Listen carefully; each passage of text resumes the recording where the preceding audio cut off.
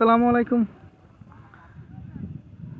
নতুন একটা জায়গায় আসছি, সিলেট সাদা পাথর। এটা ভোলাগঞ্জে অবস্থিত।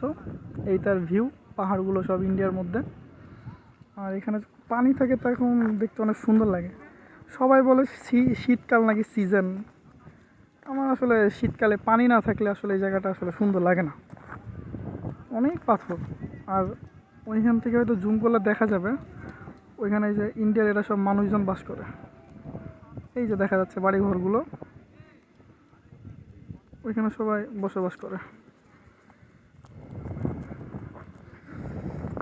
ফিলিংস ভালো এখানে। স্পট সবাই ঘোরাঘুরি করতেছে, অনেক মানুষ। আমার আসলে মানুষের মধ্যে যাইতে ভালো লাগে না, আমার একা একাই ঘুরতে ভালো লাগে, তাই একা একাই ঘুরতেছি।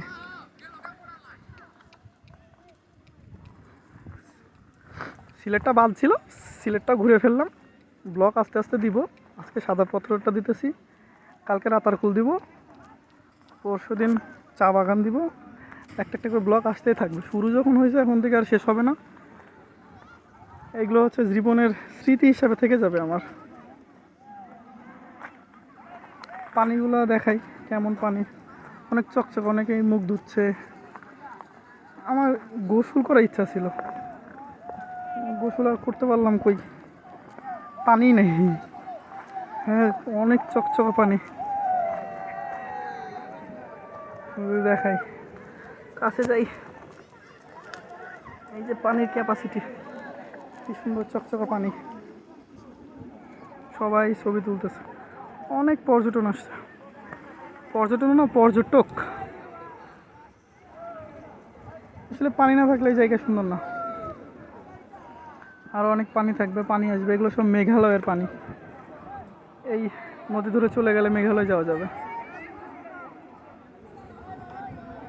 ভালো লাগছে, সব মিলে এই জায়গায় ভালো লাগছে।